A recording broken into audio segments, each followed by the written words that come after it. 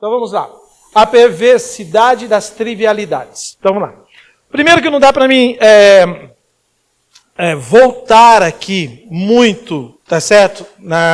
Nos versículos anteriores. Lembra? Paulo evangelizou a ilha de Creta. E ele, ao evangelizar a ilha de Creta, ele não colocou em ordem a todas as igrejas que foram abertas. São muitas cidades na ilha de Creta. E ele não colocou. Ele deixou quem lá para organizar? Tito. Então ele deixou Tito, um dos seus filhos na fé, para que ele colocasse em ordem. Ele não colocou em ordem por quê? Porque eram o quê? Neófitos, na fé. Tá certo? Gente que estava se convertendo no seu ministério evangelístico naquela ilha. Então ele não colocou. Ele deixou Tito para estabelecer presbíteros em todas as igrejas. E ele deu algumas recomendações para Tito. Então ele foi mostrando o caráter desses homens, como que esses homens deveriam ser, qual era o caráter deles.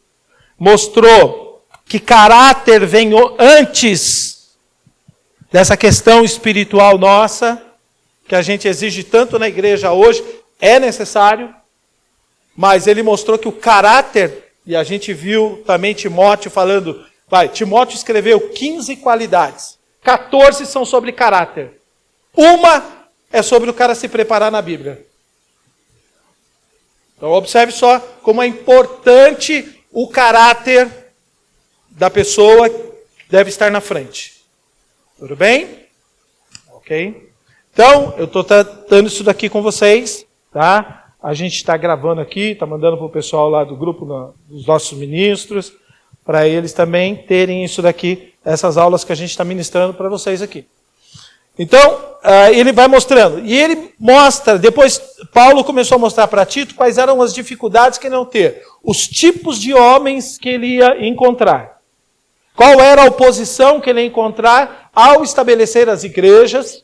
Que tipo de pessoas que estariam fazendo oposição ao seu ministério?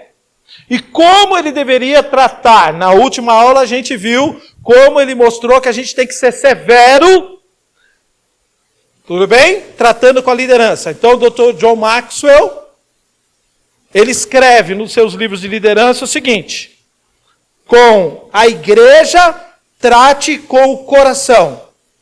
Com os obreiros, ministros da igreja, trate eles com a cabeça.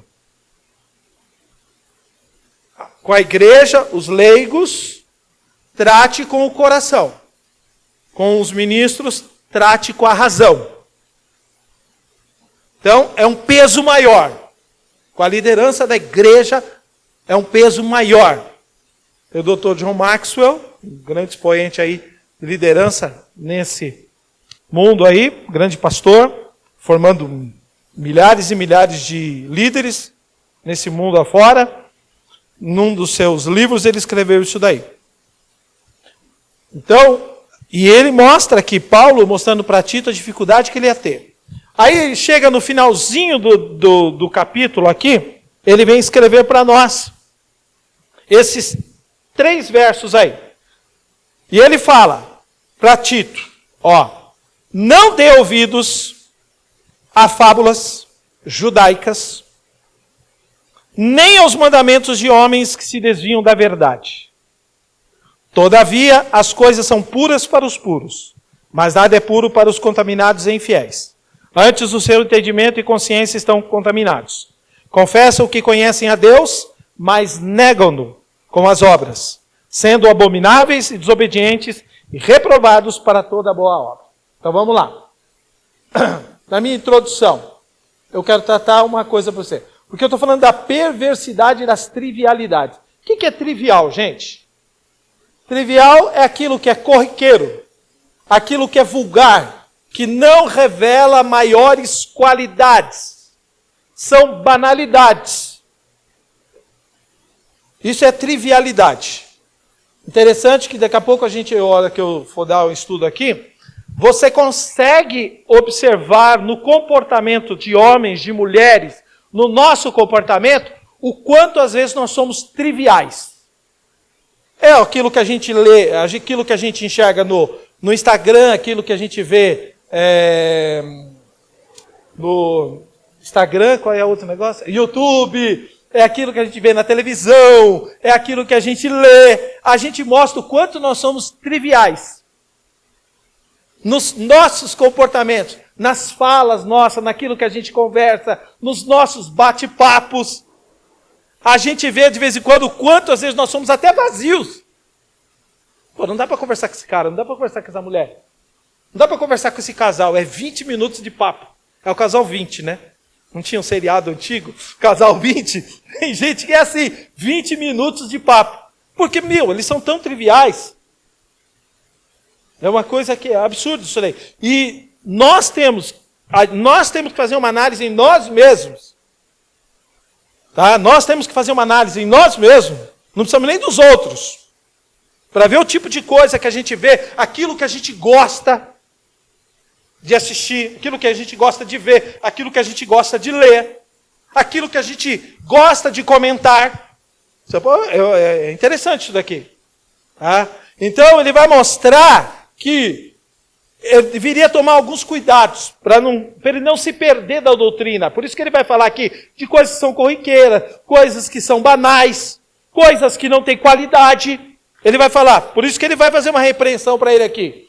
Por que ele vai dizer isso daqui? Daqui a pouquinho eu vou explicar para você por que ele dá esse alerta para o Tito. Porque ele está formando a igreja. É uma igreja nova, uma igreja que está surgindo, é uma igreja que agora vai crescer, vai pegar gente que vai vir, que está se convertendo à igreja, de um mundo greco-romano, de uma cultura totalmente politeísta, uma cultura idólatra, de uma cultura, de uma miscigenação, tá certo? Ok? De culturas, tá certo? Que é a cultura grega. Tá? Então o mundo era dominado por Roma, mas a cabeça era dos gregos. E aí eles estão vindo para a igreja, esse tipo de pessoas. Você viu que na aula passada ele dá uma qualificação desses tipos de homens que estão vindo para a igreja. Lembra? Que eles eram mentirosos. Olha o tipo dos homens gregos. Mentirosos, bestas feras e ventres preguiçosos. Era esse tipo de gente que estava indo para a igreja. Esse tipo de pessoas que agora estavam fazendo parte da igreja de Creta. Então ele está dando um alerta. Gente, esse povo vai vir para cá e você tem que tomar cuidado. Para não você cair desse negócio aqui, ó. Dessas banalidades, nas coisas que são corriqueiras, nas coisas que são vulgar, que não revelam maiores qualidades, que são banais. Ó, cuidado com isso daí, com esse tipo de fala, com esse tipo de comportamento. Ele vai mostrar isso para nós. Outra coisa que eu acho interessante, que eu vou falar aqui, que ele vai falar a respeito das fábulas. O que é fábula? Aqui no contexto bíblico. De acordo com a Bíblia, a palavra fábula é usada para se referir a histórias fictícias ou mitos que não têm base na verdade. Qual verdade? A minha ou a sua? Não, a verdade da palavra de Deus. Aqui não é o que você tem como verdade, não é o que eu sou verdade. A verdade absoluta é a palavra de Deus. Nós vivemos numa época hoje de tudo relativo, não vivemos? Nós está relativizando tudo. Pode ser o que seja verdade para você, não seja verdade para mim. O que é verdade para mim talvez não seja verdade para você. É relativo. Não, tudo bem. Você pode ter a sua verdade, eu posso ter a verdade. Só que acima da sua verdade e acima da minha verdade está a palavra de Deus. E acabou. Ela é a verdade. Jesus mesmo disse, né? A tua palavra é a verdade. A palavra de Deus é a verdade, irmão.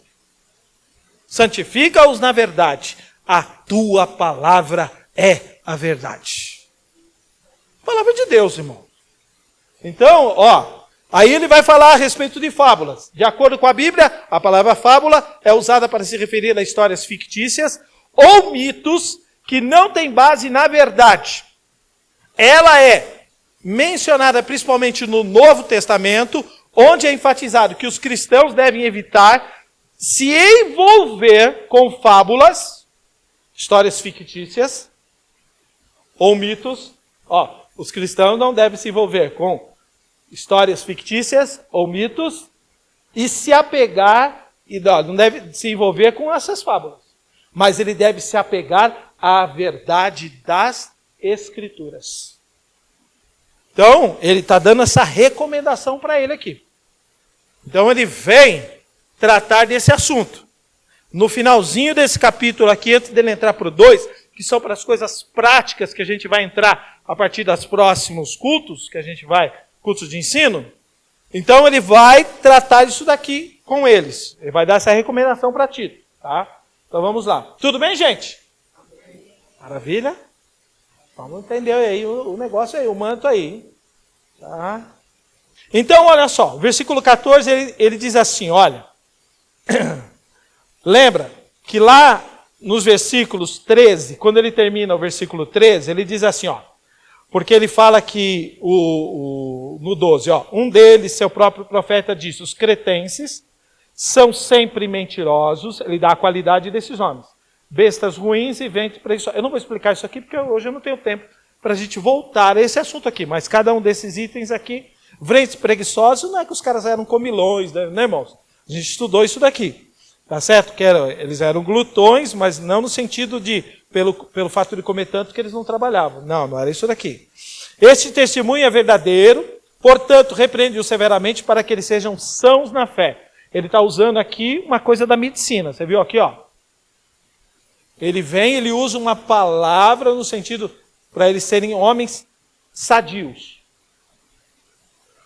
Uma das qualidades que nós temos que ter é sermos sadios na nossa fé. Aí ele vem dizer agora para nós aqui, ó, ele continua. Não dando, vírgula, agora ele continua o versículo 14, que é a nossa aula aqui. Não dando ouvidos às fábulas judaicas. Vocês viram aqui? Fábulas judaicas. Então ele senta aqui. Ó, e outra coisa, nem aos mandamentos de homens que se desviam da verdade. Ele fala duas coisas para nós aqui, ó. Para a gente não dar ouvidos às fábulas dos judeus e nem aos mandamentos de homens que se desviam da verdade. Então observe só. São, ó, meras concepções humanas que exercem um poder perverso, devastador contra a verdade e a vida piedosa dos crentes. Essa vida de relacionamento com Deus que deixa os crentes com dúvida a respeito, às vezes até da sua própria fé, do seu relacionamento com Deus. Uma vida pia, uma vida piedosa, uma vida de piedade. Piedade é o nosso relacionamento com Deus, é a nossa vida, né, que nós temos, esse relacionamento que a gente tem com Deus, toda essa questão nossa que envolve a nossa religiosidade. E olha só, e ele mostra que nós temos que tomar esse cuidado. Então vamos ver.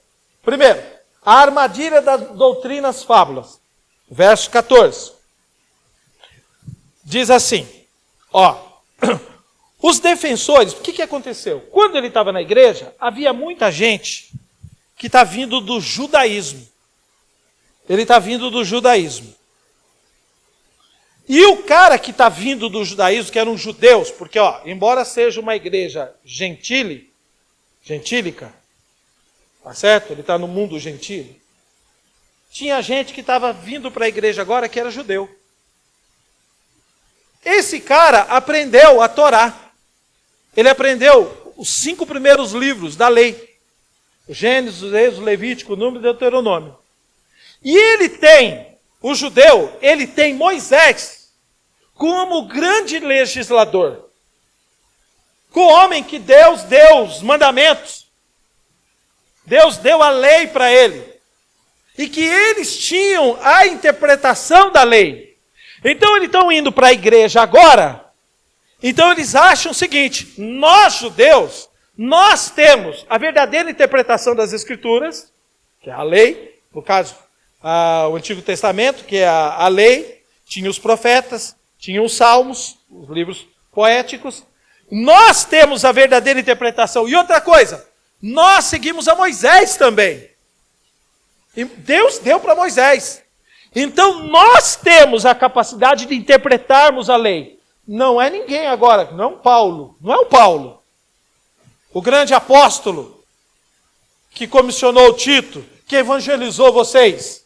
Não, nós temos que seguir aquilo. E outra, aí nós vamos entrar daqui a pouquinho no Talmud, que é a interpretação deles da lei. Eu vou tratar um pouquinho do Talmud com vocês, porque a gente fala tanto de Talmud. Hoje eu quero tratar um pouquinho para vocês sobre o Talmud com vocês hoje aqui, tá? Então vamos lá. E aí, a armadilha das doutrinas fábulas, que era a interpretação deles. Como eles interpretavam. Então, os defensores dessas doutrinas diziam ser os verdadeiros mestres da igreja, como os detentores da verdade do evangelho, e não o apóstolo Paulo. Eles foram persuadidos e enganaram as pessoas sob os mais fortes pretextos, fazendo parecer que vieram como a própria boca de Deus para o seu povo.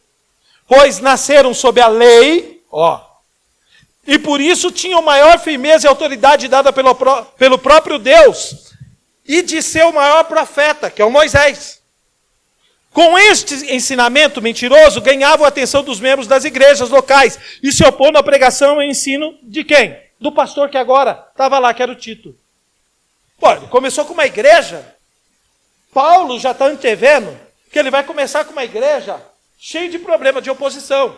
Uma igreja dividida entre o ensino dos judeus, tá certo, que estavam vindo para a igreja, que queriam ficar ainda no Antigo Testamento, e os ensinos do apóstolo Paulo. Então ele já está vendo que ele vai ter problema, que o Tito ali, ele vai ter problema na igreja. E o interessante é que a igreja odierna hoje, ela está dividida com um monte de opiniões. De vez em quando, dentro da própria igreja, o pastor fala um negócio, o professor da escola dominical fala um outro negócio aqui na escola dominical.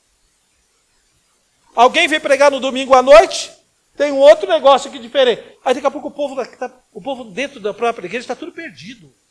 Sabe o que está acontecendo? O que a gente acredita? O que está falando a verdade? Olha que bagunça.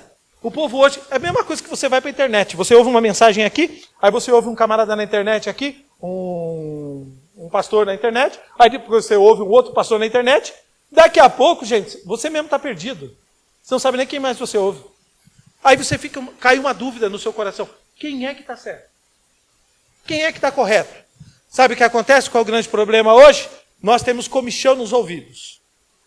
Aquilo que mais agrada a gente. Aquilo que mais se adapta ao estilo de vida que eu levo.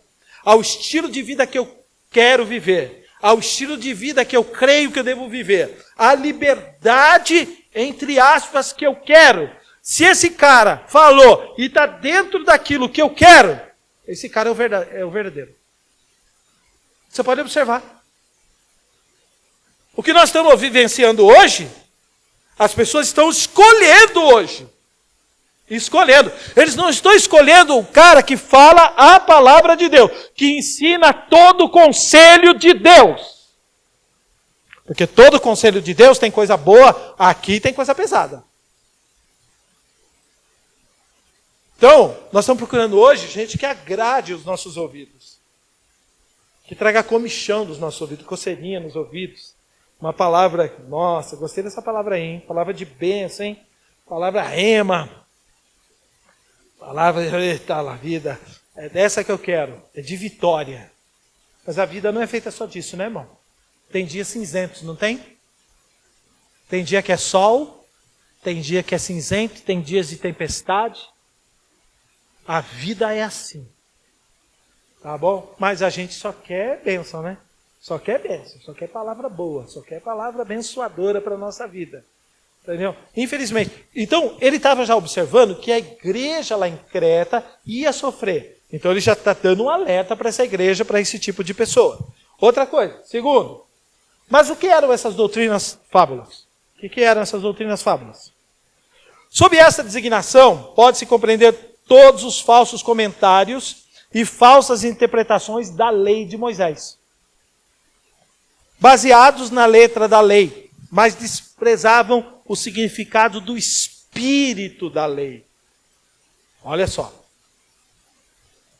Porque é o seguinte, irmãos, existem ensinos que estão no Antigo Testamento que você vai ver eles, irmãos, aqui no Novo Testamento, eles estão falando de um outro jeito. O mesmo Espírito que estava lá no Antigo Testamento é o mesmo Espírito que está no Novo Testamento. Quer ver? Um deles é o dízimo.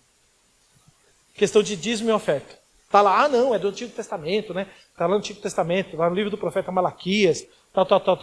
Tudo bem que lá no Novo Testamento não tem. Embora aqui, Jesus falou, né? Vocês dão o dízimo da hortelã, do cominho, do coentro, vocês dão o dízimo das coisas, né? Vocês devem fazer essas. Jesus mesmo falou, vocês devem fazer, vocês devem dar. Porque vocês são um povo agrícola, vocês dão, né, o dízimo de cereais que vocês dão para a igreja, vocês dão para o templo, vocês devem fazer essa, mas vocês devem também usar misericórdia, né? Agora, você vai no Novo Testamento, nas cartas, o mesmo princípio está lá. Na igreja de Macedônia, você vai encontrar, é o mesmo princípio está lá. Não está a ordem, como está escrito no Antigo Testamento. Mas o grande problema do homem é que ele fica apegado à letra. Ele não entende que tem um princípio lá no Antigo Testamento. Tudo que você plantar, você vai colher. Não adianta você plantar maçã e querer colher uva. Você não vai colher uva. Vai colher uva? Não tem como, né, irmão? Não tem como. Então, tudo que você planta, você colhe. É um princípio que está lá no Antigo Testamento e é um princípio que perpetuou até os dias de hoje. Não é assim? Isso acontece na nossa vida. O que a gente planta, a gente colhe. O que a gente faz, a gente colhe. Toda ação tem uma reação. O que a gente planta, a gente vai colher. É um princípio. Está dentro da palavra de Deus. Mas eles não. Eles ficavam na interpretação da lei. Aí sabe que os judeus, eles são tão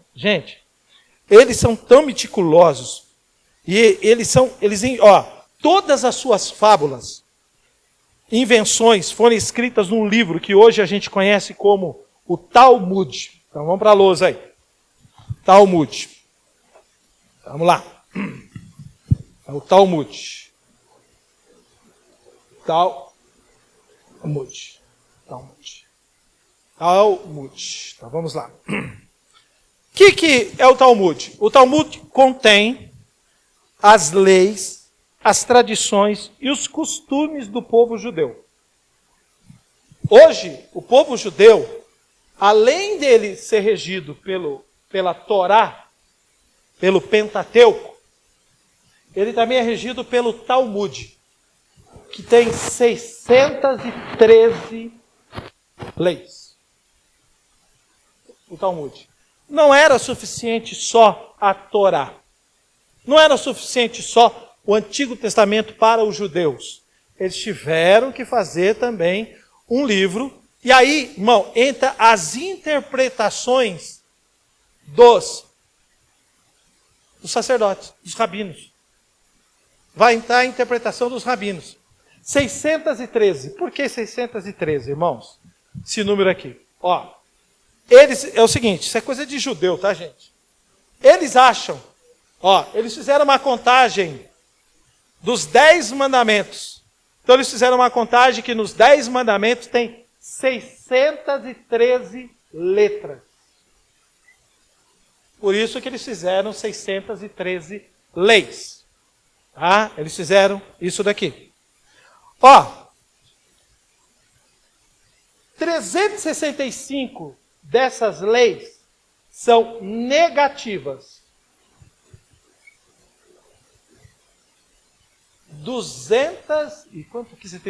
48. 248 são positivas. 365 dias por causa do ano lunar. 365 dias do ano, 365 leis negativas. Por quê, irmãos? É como se você dissesse para você mesmo, tá? Não cometa isto hoje. Então, para cada dia do ano, tem uma coisa negativa. Como você dissesse para você mesmo. Não cometa isso. Hoje, no dia de hoje.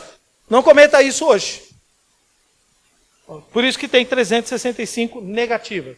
E por que 248? Os judeus dizem que o corpo humano tem 248 ossos ou órgãos. 248 ossos ou órgãos. São coisas positivas que você diz para você mesmo: cumpra este preceito. Você diz para você mesmo. Você diz. Por que eles fizeram 248? Porque eles entendiam que o ser humano é composto de 248, entre ossos e órgãos, 248. Então, todas as vezes que você lesse um preceito, você lia para você mesmo e dizia o seguinte: cumpra-se isso na sua vida. Tá? Então vamos lá. Vamos lá? Tá, dentro do Talmud. De 1 a 613, fala o número aí, pecador. 600? Então vamos lá. Olha aqui o Talmud, 600. Aqui. Nunca esquecer as atrocidades e emboscadas de Amaleque em nossa jornada do Egito no deserto. Deuteronômio 25, 19. Ó para você ver como é que eles são. Fala outro, G. 200? 200? Então eu vou ler o 200 aqui para você. Eu estou com 613 aqui. 200. Não é coisa de louco. Vamos lá. Não comer o fruto de uma árvore durante seus primeiros 3 anos. Não faça isso. Não coma. Para você ver como é que é os judeus, hein? Para você ver.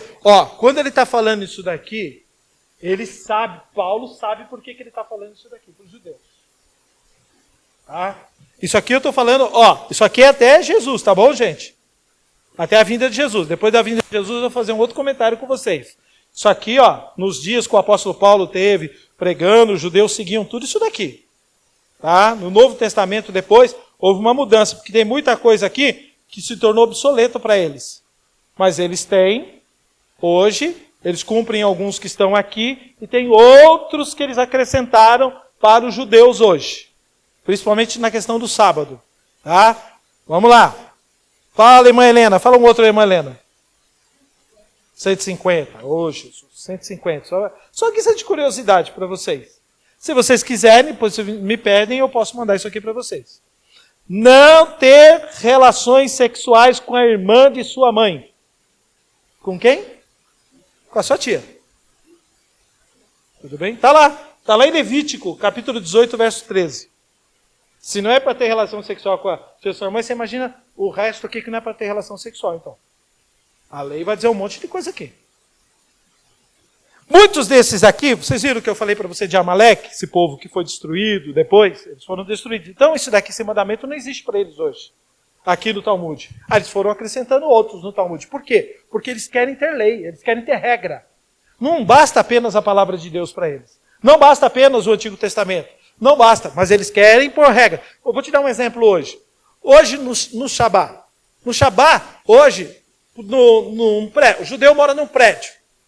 Ele não pode apertar o botão do andar dele. Por isso que ele tem fotocélula que enxerga a sua íris e sabe o seu andar, e você vai no seu andar.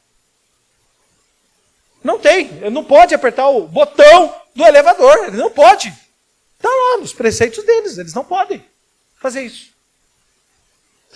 Olha para você ver. Como que eles conseguem dominar? E Paulo vai mostrar que isso daqui, irmãos, Paulo vai mostrar que essas tradições, que o Antigo Testamento ele era uma figura de uma coisa que vinha lá na frente, maior, que era Jesus, que ele ia cumprir tudo isso daqui, que não precisava mais de cumprir nada disso daqui. Embora que nós não fazemos as coisas que estão escritas aqui. Nós não precisamos fazer mais, né? Nós vamos fazer 2, né? Amar a Deus sobre todas as coisas e ao próximo como a ti mesmo. Não é isso? É isso? Não sei. Vocês estão até com dúvida aqui agora. Amar a Deus sobre sobre todas as coisas, ao próximo como a si mesmo. É isso que está escrito? Ah. E aí, então, ele falou, porque se você fizer tudo isso daqui, você não faz nada disso aqui que está escrito aqui, ó. Se você amar Deus, se você amar o próximo, você vai cumprir esses 613 aqui, de barrigada, com a maior facilidade. Você nem precisa disso daqui, porque você já sabe. Você ama Deus, você não vai cometer as coisas que desagradam a Deus. E você ama o próximo, você não vai fazer nada que prejudique o seu próximo. Acabou. Por isso que Jesus resumiu tudo isso daí. Um novo mandamento vos dou. Ele deu um novo mandamento para nós. Então, os antigos já ficaram. Então ele está falando a respeito disso daqui para.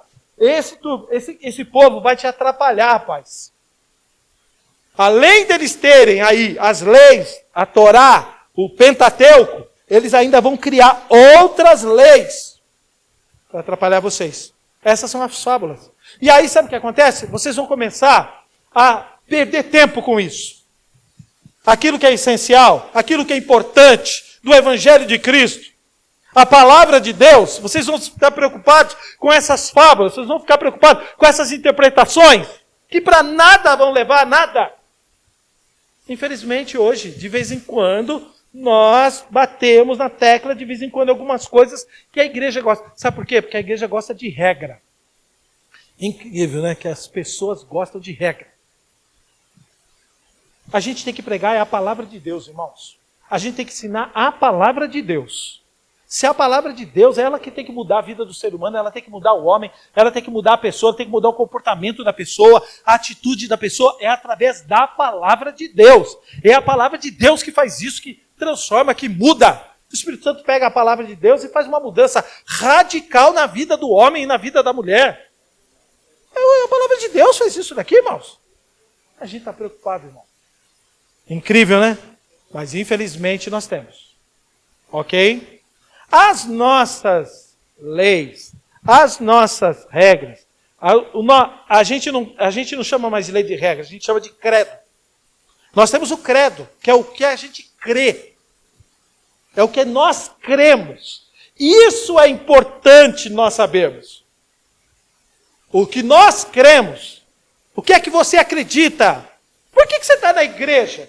No que você acredita? Né? Nós precisamos testificar para as pessoas e falar para as pessoas daquilo que a gente acredita. Porque tudo aquilo que nós acreditamos está dentro da palavra de Deus. Nós acreditamos, né, na Bíblia Sagrada como única regra de fé, infalível e normativa para o caráter e vida cristã.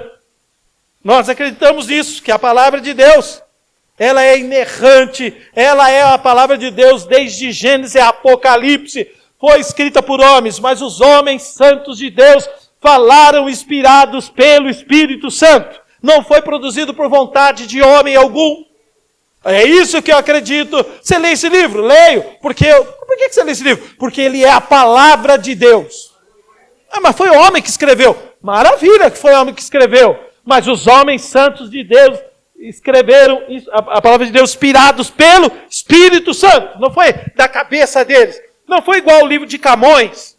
Não foi um Machado de Assis que escreveu o livro. Você já leu o Machado de Assis, o livro dele? Aí você leu, você não precisa ler mais, você sabe toda a história. A palavra de Deus não, ela é viva, ela é eficaz.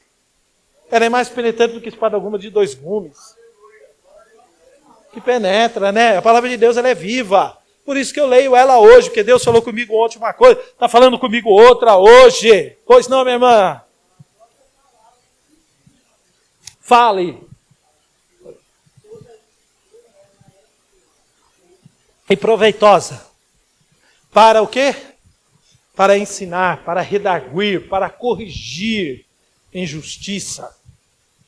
A palavra de Deus é assim. Entendeu? Nós cremos no quê, irmãos? Hoje nós não temos essa... Nós temos... O que nós cremos? Nós cremos no nascimento virginal de nosso Senhor Jesus Cristo. Por obra do Espírito Santo, irmãos. É isso que nós cremos. Nós cremos em Jesus como nosso único e suficiente Salvador. É isso que nós cremos. Você tem que saber dizer para as pessoas aquilo que a gente crê. Não as regras. Não, tem regras. Não, a igreja tem regras. A igreja tem isso daqui, tem a regra assim, assim. Irmão, é lógico que para uma boa convivência, nós temos algumas normas que deve haver quando tem grupo de pessoas. Porque senão cada um faz o que quer, e vem do jeito que quer, da maneira que quer. Você já imaginou que loucura fica? É assim, né? Bom, vive certo, né?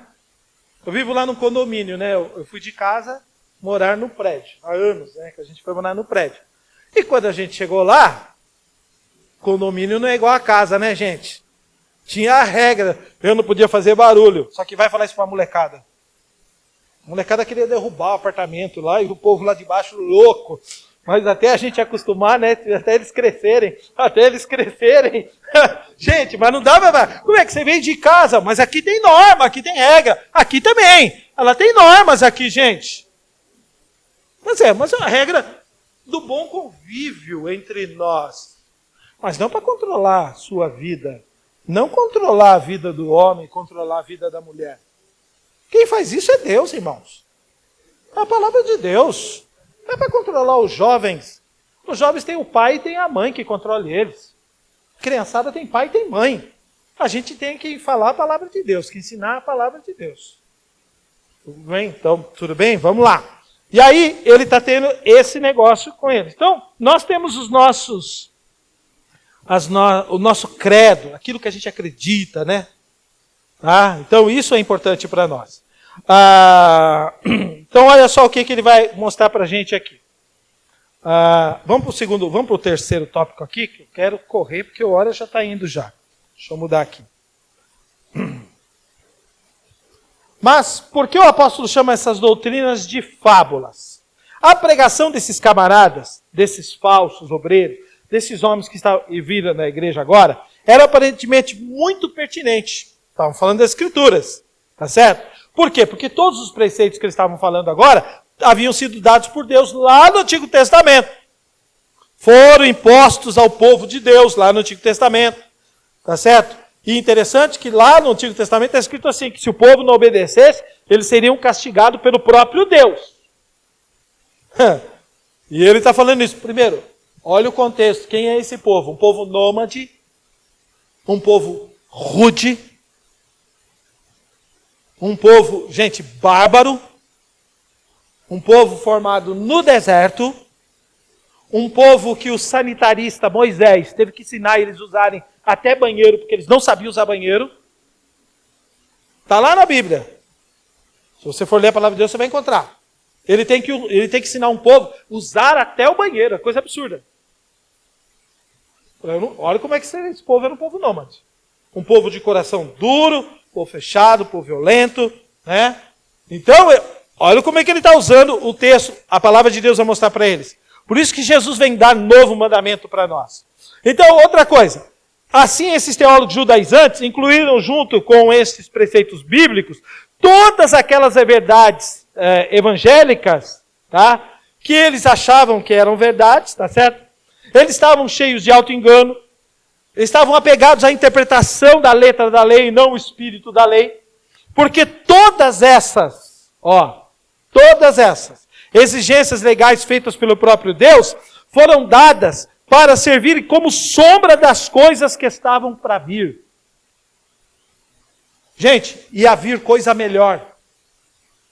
Vocês hoje eu estou dando leis para vocês viverem. Eu estou dando regras para vocês viverem socialmente juntos. Só tem uma coisa. Vai vir dias melhores. Ele falou que veio com Jesus. Vai vir dias melhores. Porque vocês serão iluminados. Vocês vão ter a presença de Jesus e o Espírito Santo que vai iluminar a mente de vocês.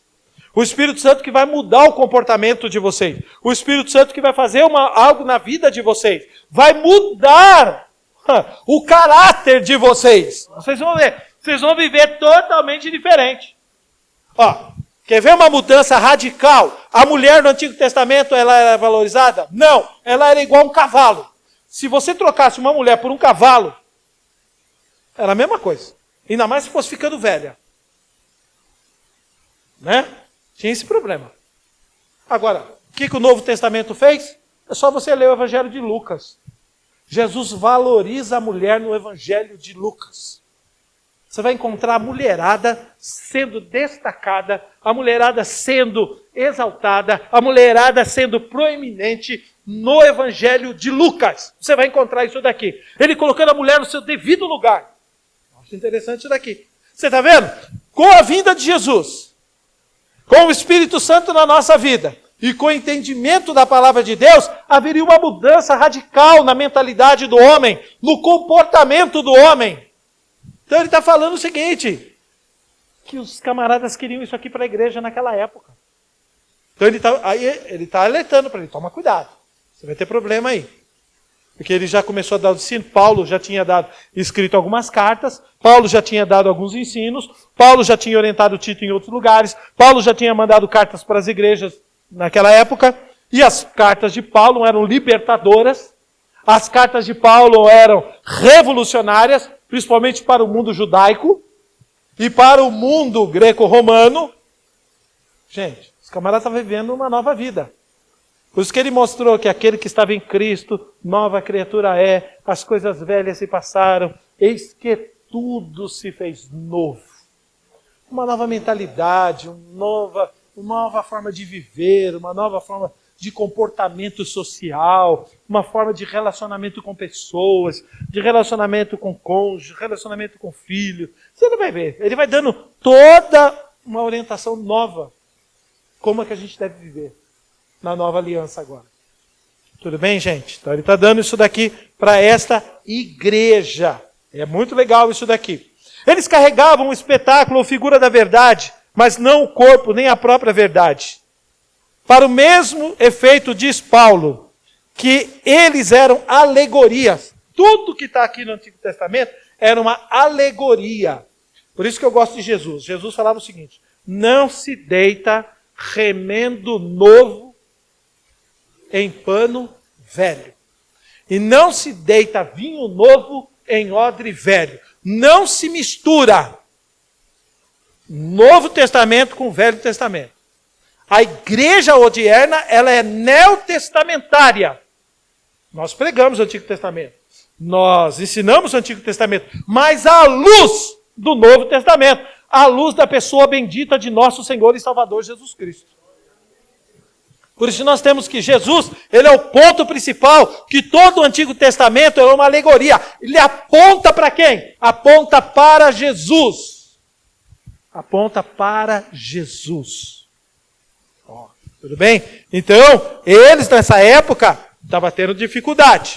Tá certo? Então, olha, isto é, as coisas que eram, que significavam as coisas que não...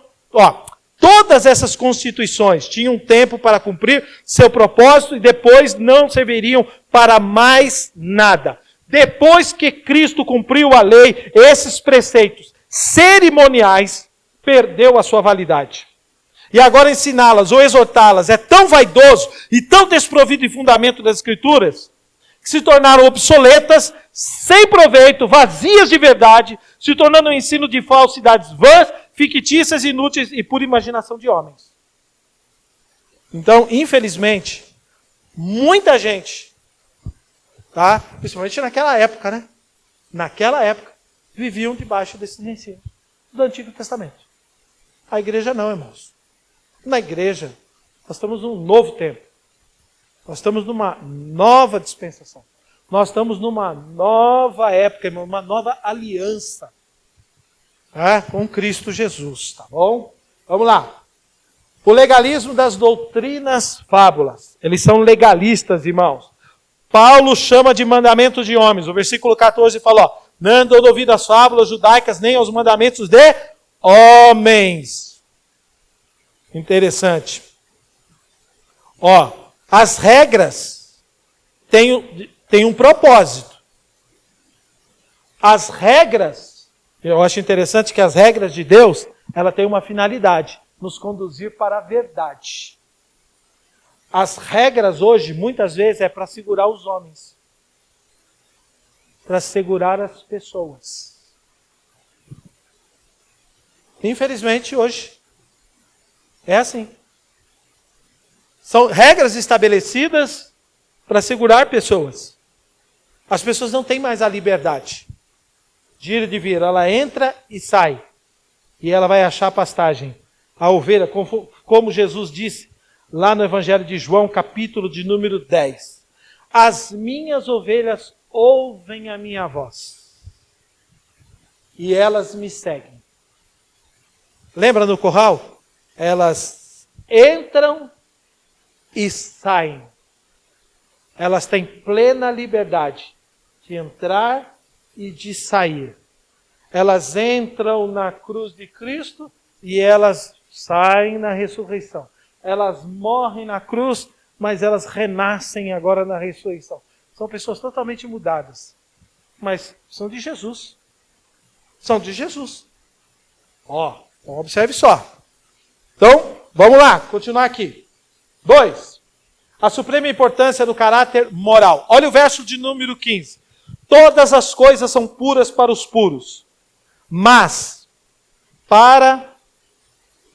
nada é puro para os contaminados e infiéis. Antes o seu entendimento e consciência estão contaminados. Ó, o verso 15. Para o puro, todas as coisas são puras. Eu acho interessante aqui que ele mostra que há uma diferença essencial no caráter moral dos homens. Você viu? Todas as coisas são puras para os puros. Se ele está falando que todas as coisas são puras para os puros, existem gente que não é puro. Ó, ele está mostrando que a moralidade, ela difere dos seres humanos.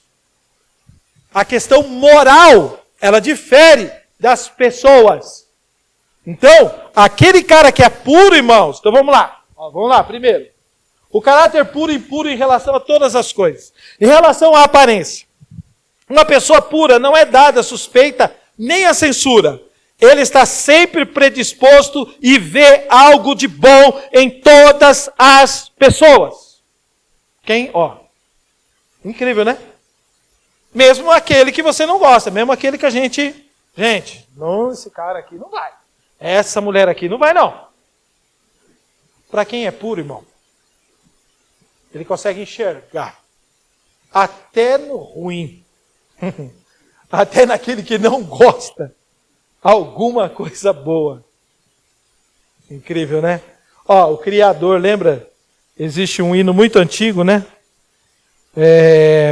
Nos galhos secos de uma árvore qualquer, onde ninguém pudesse imaginar, o Criador vê uma flor a brotar.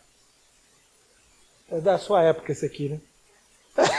É da sua época. Né? Esse é um corinho que nós cantávamos na igreja, na nossa mocidade. Foi ontem. Hoje eu tenho 19, foi ontem, com 18. Cada peça você tem 16, né? Gente, então, olha só. Para quem é puro, irmãos, por isso que ele mostra isso daqui para nós.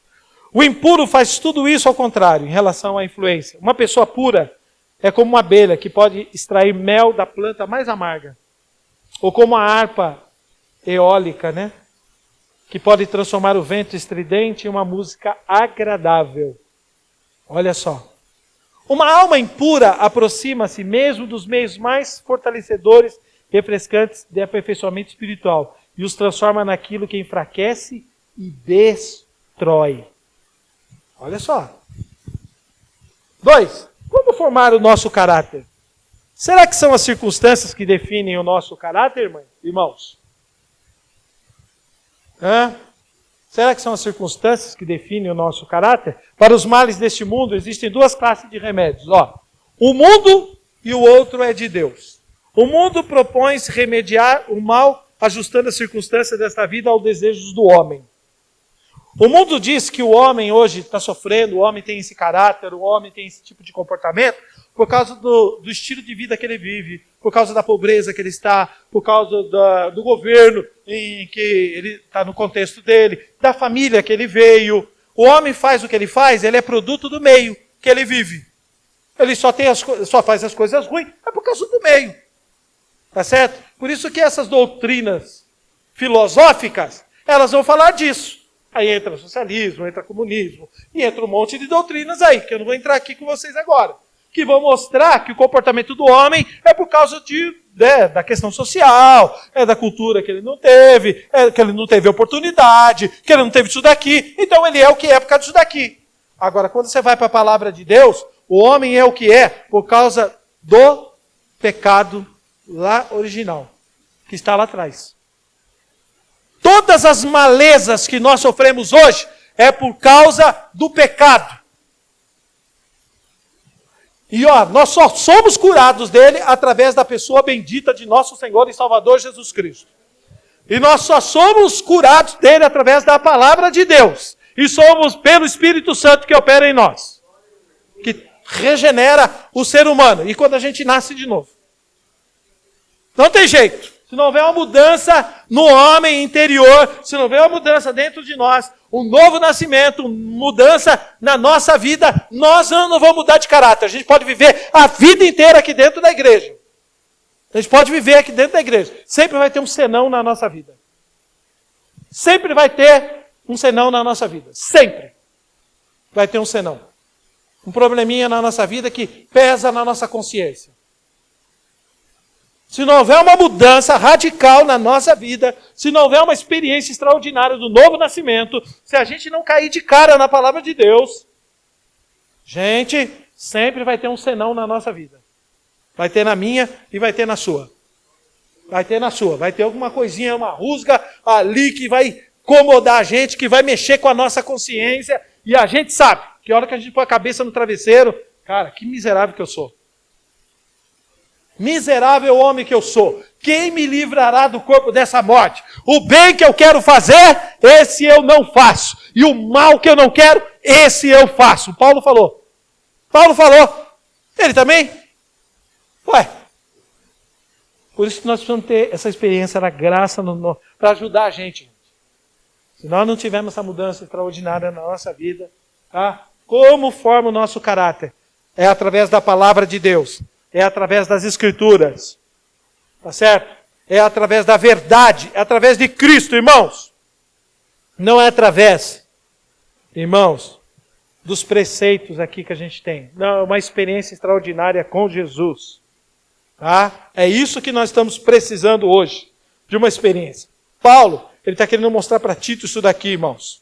Vamos lá. Então a Escritura mostra que a falha não está nas circunstâncias externas, mas ela está em nós mesmos. Então não adianta a gente culpar esse A, B, o meu pai, minha mãe. Ai, que eu nasci numa família pobre. Ai, que eu venho de uma família que é uma tribulação. Ai, que eu vivo num país desgraçado. Ai, que eu vivo num coisa... Ai, eu não tive oportunidade de estudar.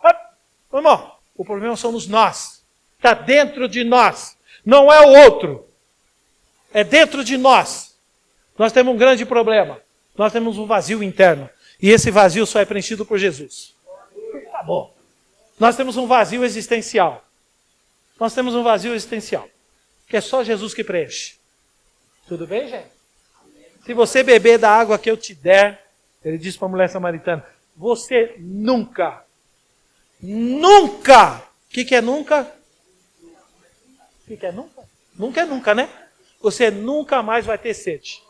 Você não vai se preocupar com religião mais, você não vai se preocupar com o espiritismo, você não vai se preocupar com xenoia, você não vai querer saber mais de filosofia, você não vai querer saber de nada. Você está preenchido porque você tem Jesus dentro de você. Você bebeu de Jesus, Nós não precisamos de fábula, nós precisamos de Jesus. Nós não precisamos de filosofia, nós precisamos de Jesus. Filosofia a gente precisa para a gente viver aqui, para a gente viver socialmente com as pessoas, se relacionar com os homens, mas para a nossa salvação, para a nossa vida espiritual, a gente precisa de Jesus. A gente não precisa encher a cabeça nossa de tanto conhecimento. A gente precisa conhecer a Deus. Conhecer a palavra de Deus. Mas não de livros que nos ajudam a conhecer Deus. Tudo bem. O conhecimento nunca é demais, né? A gente aprender a estudar, é bom demais. Mas, irmãos, a gente está precisando de Jesus na nossa vida. Então ele está mostrando que o ser humano precisa disso daqui, dessa experiência da graça de Deus. O caráter influencia o modo como a gente vê o mundo. O nosso caráter influencia como a gente vê o mundo, como a gente vive nesse mundo, como é que a gente se relaciona no trabalho, como é que a gente se relaciona na escola, como é que a gente se relaciona com vizinhos, como é que a gente se relaciona com a sociedade, com as autoridades. Poxa, o caráter nosso influencia, irmão. Por isso que o nosso caráter tem que ser mudado pela pessoa bendita de Jesus. Só Ele que pode mudar isso daqui, irmão. Esse caráter ruim aí. Você só pode ver que a nossa tendência é sempre fazer o mal, né? Falar mal, pensar mal. Todas as nossas conclusões, irmão. Por isso que a Bíblia diz que a nossa justiça é como trapo de... A Bíblia diz, no livro do profeta Isaías, que a nossa justiça é como trapo de imundícia. No Antigo Testamento não tinha absorvente, né, irmãos? Então eles usavam um paninho, né? Então ele está pegando a referência desse paninho que as mulheres usavam, tá certo? No período menstrual. E ele está falando que aquilo é um trapo de imundícia. E ele fala que a nossa justiça é essa podridão. Essa podridão. Não, tem hora que eu vejo as notícias na televisão que eu quero matar os caras. Você vê bandido matando policial, né? Puxa vida, né? Ai, se eu pudesse matar, eu matava esse cara aí. Tá vendo como é que é a justiça nossa? A gente fica orando, Senhor, mata ele, manda um raio, que cai o avião. Por que o avião não caiu? Por que não levantou voo e não caiu? Tá vendo? Essa justiça é nossa. E a Bíblia diz que a nossa justiça é como trapo de imundícia. Meu Deus. Por isso que Jesus precisa mudar o meu caráter. Precisa transformar a minha vida. Porque o caráter influencia o modo como nós vemos o mundo. A gente continua olhando para o mundo. Eu quero dizer uma coisa para você. O mundo é de Deus, irmão. Do Senhor é a terra e a sua plenitude, o mundo e todos aqueles que nele habitam. Acabou. O mundo é de Deus, irmão. A gente está preocupado aqui. Nós estamos que nem loucos, de gladianos. A gente está ficando triste, está ficando moado. O que está acontecendo, né, na nossa nação, no nosso país, no mundo todo. Vendo notícia aqui, vendo notícia ali. Irmão, o mundo é de Deus. Do Senhor é a terra, o mundo, irmão, e tudo que nele habita. Dele, é do Senhor. Então, ele vai saber tratar certinho na hora certa, ele vai mandar Jesus e vai resolver todos os problemas, irmão. Você vai ver. Logo, logo, e está chegando o dia, irmãos, está chegando a hora. Tá certo? Então o caráter mostra como a gente vê o mundo. Tudo bem? Em seu sentido mais estrito, a criação de um novo homem é a criação de um novo universo. Então, por exemplo, ele fazendo um novo homem, porque é só em Jesus, né? Por isso que Paulo escreve, né? Segunda carta aos Coríntios 5:17. É o texto que a gente já citou e que todos vocês conhecem. Se alguém está mas não é na igreja? Não, você está de brincadeira. É na Assembleia de Deus. É na Batista. Não. É no cantinho celeste. No brilho celeste. Cantinho de Jesus. Não, irmão, pelo amor de Deus. Se alguém está em Cristo, nova criatura é. As coisas velhas, eis que tudo. Rapaz. Não é difícil, hein? De vez em quando a gente faz umas presepadas de vez em quando, né? Aí a gente pensa assim, caramba, acho que eu tenho que me batizar de novo. Não precisa batizar nada não, irmão. Isso é coisa de ser humano. Enquanto Cristo não for formado em nós, a gente vai viver nessa luta. Vai ter sempre um senão na nossa vida. Vai ter sempre um senão na nossa vida. Qualquer dia desse eu vou falar sobre esse assunto com vocês. Há um senão na nossa vida. Vou trazer isso daqui. Há um senão na nossa vida. Baseado lá no Naamã, né?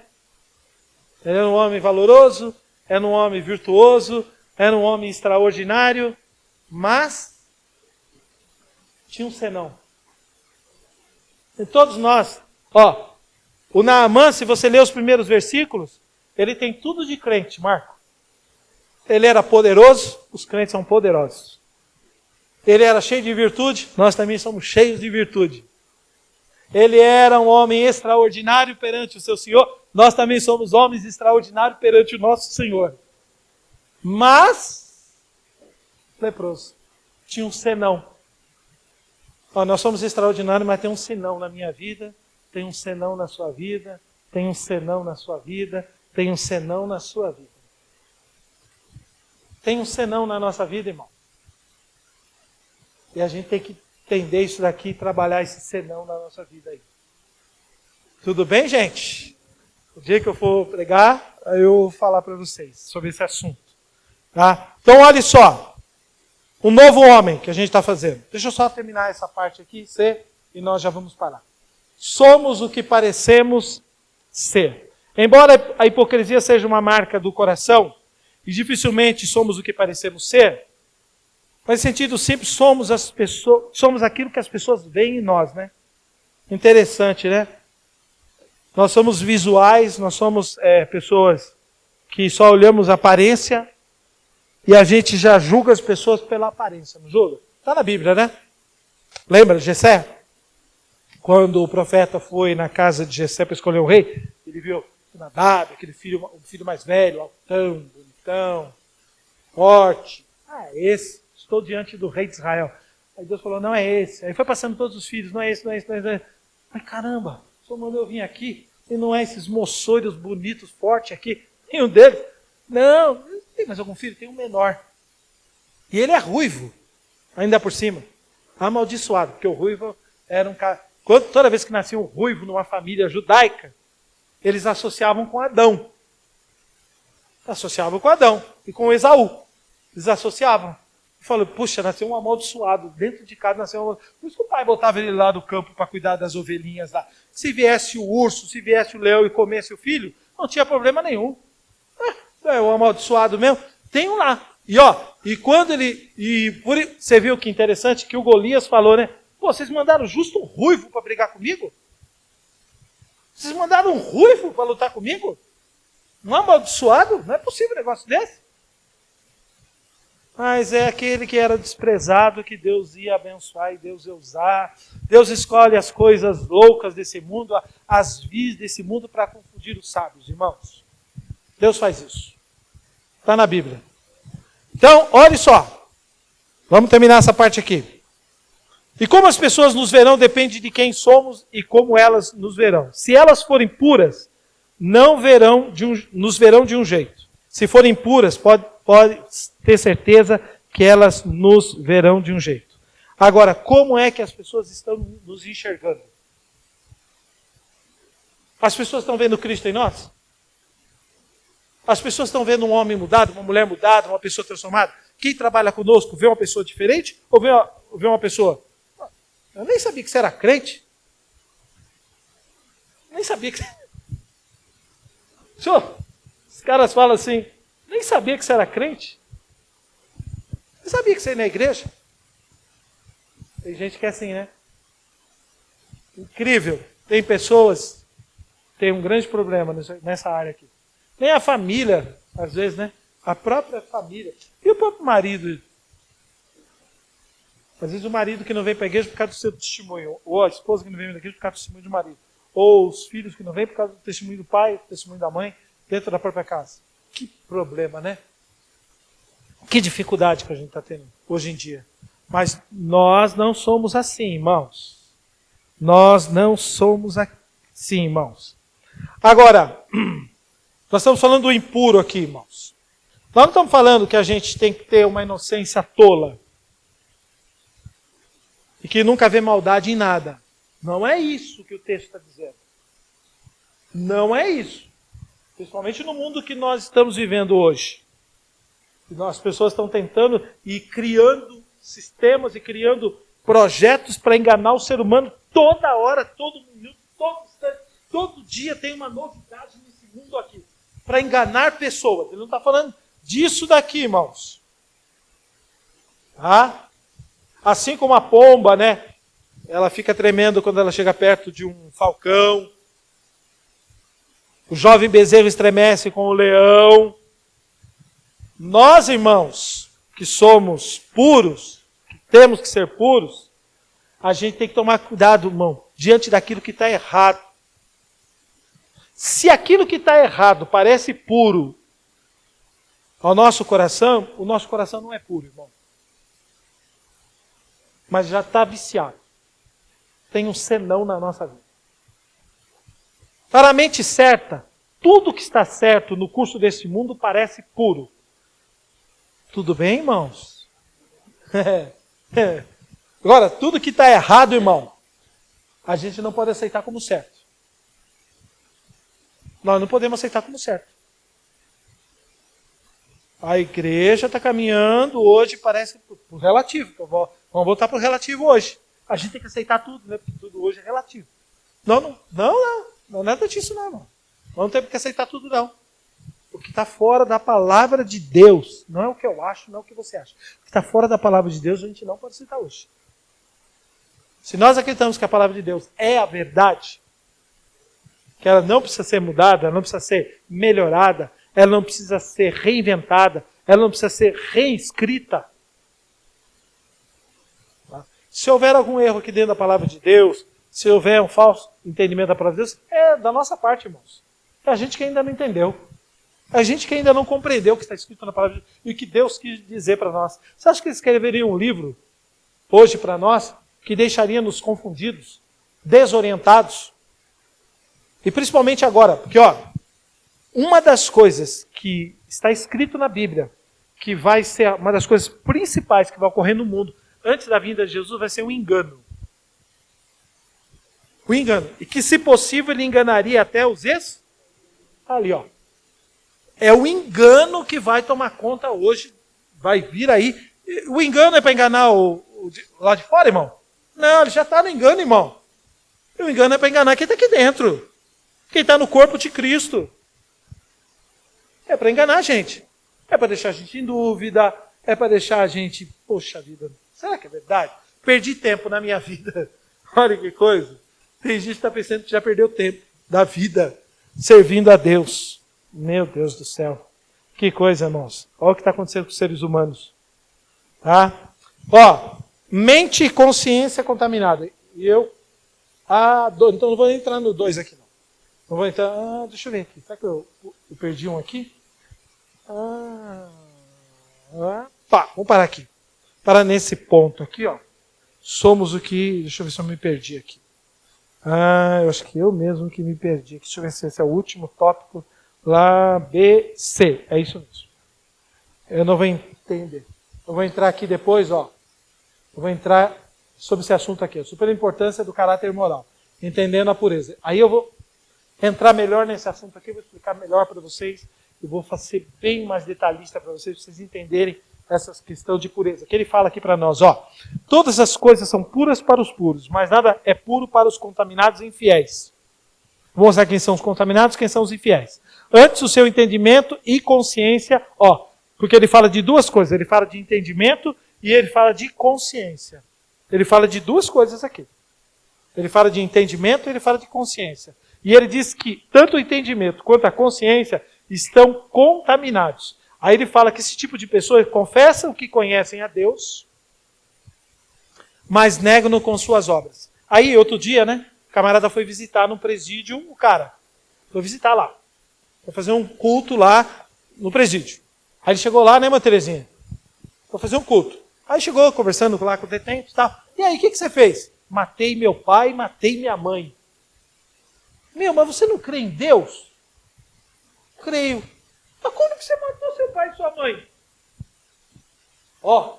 Dizem que conhecem a Deus, mas negam pelas suas obras. Ser humano? Porque, irmão, falar que conhece a Deus, a Bíblia diz que até os demônios creem em Deus e estremecem. Agora, o problema não é Deus.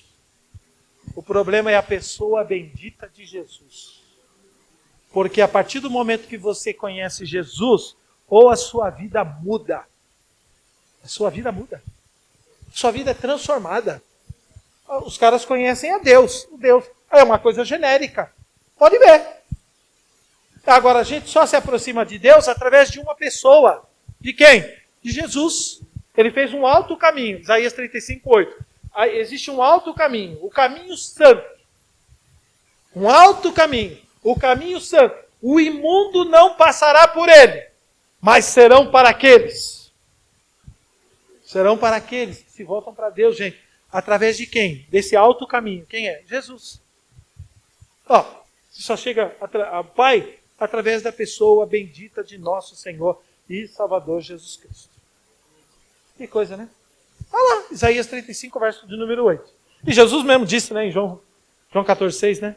Eu sou o caminho e a verdade e a vida. Ninguém vem. Não é ninguém vai, é ninguém vem ao Pai a não ser por mim. Só é através dele. Amém, queridos?